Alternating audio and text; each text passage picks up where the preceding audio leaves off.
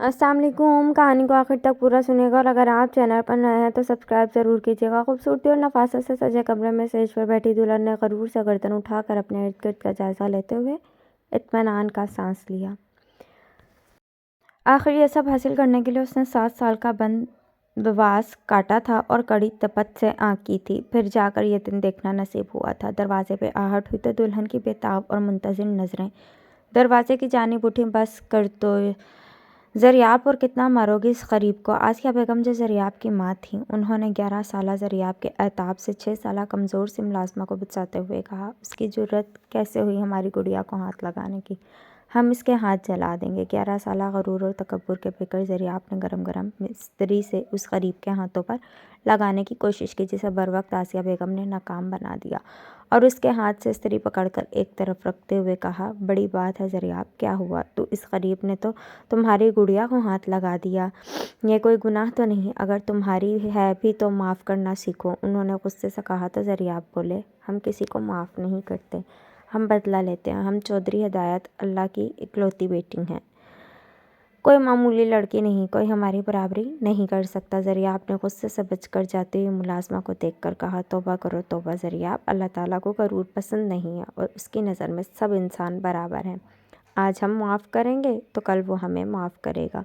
आसिया बेगम ने दुख, अफसोस और खौफ से अपनी लाडली बेटी को देखकर कहा, जो कब के अंदर जा चुकी थी।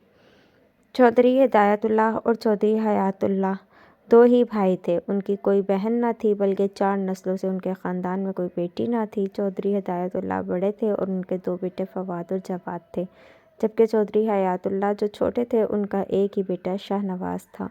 यह ख़ानदान लाहौर के करीब शादरा के इलाके में बसा हुआ था, जहाँ दोनों भाइयों ने साथ साथ घर बनवाए थे। मिल ऑनर ख़ानदान था। दौलत की रेल-पेल थी, किसी गम का दूर दूर तक वजूद न था। फिर एक दिन इस ख़ानदान की खुशियाँ और भी जब चौधरी हिदायतुल्लाह को अल्लाह ताला ने 2 बेटों के बाद एक बेटी से नवाजा, जिसका नाम उन्होंने ज़रियाब रखा। सारे ख़ानदान की आंखों का तारा ज़रियाब सबकी लाडली और प्यारी थी। हर बात ज़बान पर आने से पहले पूरी कर दी जाती, हर ख्वाब देखने से पहले सच हो जाता था। ज़रियाब हुस्न का जीता जागता मुजस्मा थी। सफ़ेद दूधिया रंग, काले स्याह लंबे बाल और बड़ी गजाली आँखें। एक बार देख लाने वाले को तो कोई आप पागल कर देती थी। वो अंदर से किस कदर बदसूरत है ये कोई नहीं जानता था। हर जगह अपना नाम सुनकर हर वक्त अपनी बात मनवाकर उसे अपने अलावा कोई दिखाई नहीं देता था, और अपनी खुशी, अपनी ज़िद और अपनी ख्वाहिश पूरी करने के लिए वो किसी भी हद तक जा सकती थी और किसी भी हद तक गिर भी सकती थी। अपनी हर खुशी पूरी करवाते करवाते ज़रियाब ने जवानी की दहलीज पर कदम रख दिया था। जवानी ने जहाँ ज़रियाब के हुस्न में इजाफ़ा किया था, वहाँ वक्त ने भी उसकी ज़ालमाना फितरत में और भी इजाफ़ा कर दिया था। अब उसकी ख्वाहिश छोटी मोटी नहीं, बल्कि चौधरी हयातुल्लाह का इकलौता बेटा शाहनवाज़ था, जो लाहौर में इंजीनियरिंग की तालीम हासिल कर रहा था। इतने बड़े मिलियनेयर का बेटा होने के बावजूद उसे तालीम हासिल करने का बचपन से शौक़ था। यही शौक़ आखिरकार शाहनवाज़ को लाहौर की सबसे बड़ी इंजीनियरिंग यूनिवर्सिटी तक ले आया। शाहनवाज़ मर्दाना वजाहत का पैकेज, खूबसूरत, ज़हीन, हसास और मनमोजिज़ सा नौजवान था। 21वीं सदी की क्लियोपेट्रा उसके घर में मौजूद थी, लेकिन उसने दिल दिया भी तो अपने दुख की कज़न हमना को। हमना शराज के दोस्त इब्रार के चचा की बेटी थी, जो नारिंग मंडी के बहुत बड़े ज़मींदार थे और आजकल सियासत में भी थे। इतने बड़े ज़मींदार की बेटी होने के बावजूद हमना इखलाक का बेहतरीन नमूना थी और हुस्न ऐसा जो सर चढ़ कर बोलता था। ज़रियाब 1000 बार कह चुकी हूँ, बीए की किताबें मंगवा कर तैयारी शुरू करो, मगर तुम हर वक्त आईने के सामने बैठे अपना वक्त ज़ाया करती रहती हो। आसिया बेगम ने ज़रियाब को आईने के सामने बैठी बाल संवारते देखकर कहा, मैं समा हमने नहीं पढ़ना। अब मज़ीद आप चची जान से हमारी उस शाहनवाज़ की शादी की बात करें। ज़रियाब ने हेयर ब्रश एक तरफ पटक कर कहा, इसीलिए तो कह रही हूँ मज़ीद पढ़ो। शाहनवाज़ को देखा है, माशाअल्लाह पूरे ख़ानदान में सबसे ज़्यादा तालीम याफ्ता है और तुम वैसे भी तालीम, आगाही और शऊर देती है। आसिया बेगम ने ज़रियाब को समझाते हुए कहा, आगाही और शऊर बहुत है हम में। ज़रियाब ने गरूर से गर्दन अकड़ा कर कहा, ہاں ہاں دیکھا میں نے، بہت ہے۔ آج پھر تم نے زرینہ کو پیٹا۔ ملازمہ پر ہاتھ اٹھانے کی اجازت نہیں ہے ہمیں، اللہ تعالیٰ ناراض ہوتے ہیں، آسیہ بیگم نے کہا۔ ہر ملازم بے شک کچھ بھی کرے، زرینہ نے میرا سوٹ جلا دیا تھا استری کرتے ہوئے۔ جانتی ہیں نا ہمارا سوٹ کتنا قیمتی تھا؟ اس کی پورے سال کی تنخواہ سے بھی زیادہ۔ زریاب نے غصے سے کہا، اب بیٹا درگزر کرنا سیکھو۔ آسیہ بیگم نے دکھ اور افسوس سے اپنی بیٹی کو دیکھتے ہوئے کہا، ڈاکٹر صاحب ہاں حساب برابر کرتے ہیں، ہم درگزر نہیں کرتے۔ زریاب نے بڑے فخر سے بتایا، جب اللہ تعالیٰ حساب برابر کریں گے اس دن اگر انہوں نے اپنا قتل نہ کیا اپنے بندوں پر، تو ایک چونٹی بھی جو انجانے میں ہمارے پاؤں کے نیچے آئی ہے اس کا بھی حساب برابر ہوگا۔ اور ضیا بیگم نے غصے سے کہا تو زریاب سر جھٹک کر چلی گئی۔ اچھا کیا تو نے جو گھر کا چکر لگا لیا، تمہاری صورت دیکھنے کو ترس گئی تھی میں۔ رفعت بیگم نے محبت سے شہنواز کا ماتھا چوم کر کہا، اب کیا ارادہ ہے بیٹے تمہارا؟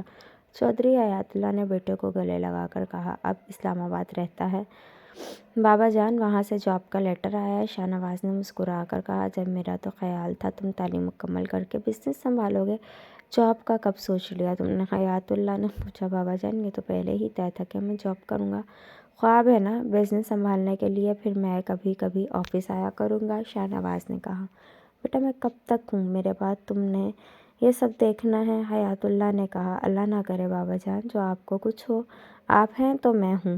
شہنواز نے تڑپ کر باپ کے سینے سے لگتے ہوئے کہا، ہائے ہائے بیٹا تو جذباتی ہو گیا۔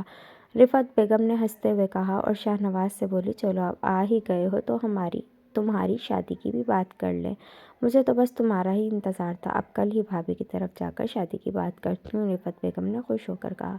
شہنواز نے فوراً پوچھا، تایا ابو کی طرف ہوں؟ ارے بھائی دریافت سے تمہاری رشتے کی بات کرنی ہے اور کیوں؟ انہوں نے ہنس کر کہا۔ شہنواز بولا، معاف کیجیے امی، میں زریاب سے شادی نہیں کرنا چاہتا۔ شہنواز نے ہمت کر کے دل کی بات کر ہی دی، زریاب سے شادی نہیں کرنا چاہتا؟ یہ کیا بات ہوئی، میں تو کب سے زریاب کو بہو بنانے کے خواب سے جا کر بیٹھی ہوں، اور سر آپ کی بھی یہی خواہش ہے؟ رفعت بیگم نے پریشان ہو کر کہا، زریاب خواہش ہے تو ہوتی رہے، لیکن میں تو ہمنا سے شادی کروں گا۔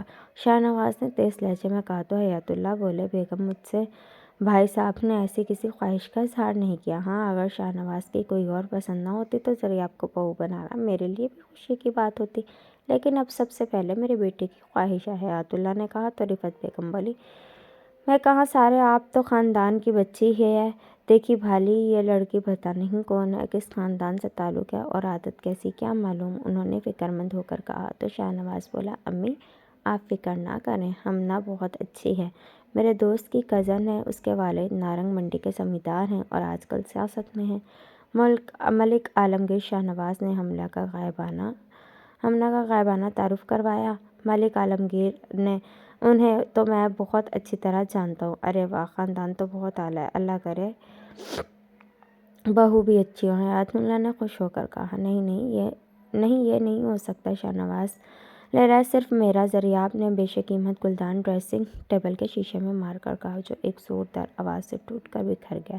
سارا کمرہ چکنا چور ہو چکا تھا، ہر طرف ٹوٹے کانچ کے ٹکڑے بکھرے ہوئے تھے۔ پیدائش سے لے کر آج تک صرف اپنا نام سننے والی زریاب کے کانوں میں آج اچانک ایک دوسرا نام گونج رہا تھا۔ یہ وہ کیسے سہ سکتی تھی کوئی اچانک اس کی زندگی کی سب سے بڑی خوشی، سب سے بڑی خواہش چھین کر لے جائے اور وہ دیکھتی رہ جائے۔ وہ تو اپنی معمولی سے معمولی خواہش اور چھوٹی سے چھوٹی خوشی کو پورا کرنے کے لیے کسی بھی حد تک جا سکتی تھی، کسی بھی حد تک گر سکتی تھی، اور یہ تو شہنواز تھا۔ شہنواز، اس کی زندگی چودھری حیات اللہ کی کوٹھی دلہن کی طرح سجی تھی۔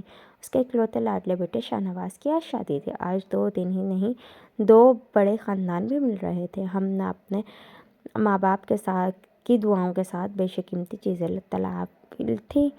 ایک حویلی بھی اسے جہیز میں ملی تھی، کیونکہ والد ملک عالمگیر اور بھائی ملک جہانگیر نے اپنی پرانی حویلی جو نارنگ منڈی میں واقع تھی ہمنا کے نام کرا دی تھی۔ یہ حویلی 8 کنال پر پھیلی ایک وسیع اور خوبصورت حویلی تھی، جو ہمنا کے پردادا نے تعمیر کروائی تھی اور اب ہمنا کے حصے میں آئی تھی۔ ملک جہانگیر نے بہن کی طرح حویلی کو بھی دلہن کی طرح سجا کر شہنواز کے حوالے کیا تھا۔ استاد جہاں تو دل پھولوں کی سیج پر ہمیشہ ساتھ نبھانے کی قسمیں کھا رہے تھے۔ وہاں کوئی اور تھا جو کانٹوں پر لوٹ رہا تھا، ضریاب جس کے سینے میں آگ لگی ہوئی تھی، اور وہ ہمنا کے حق میں شاہ نواز سے دستبردار ہونے پر کسی طرح راضی نہ تھی۔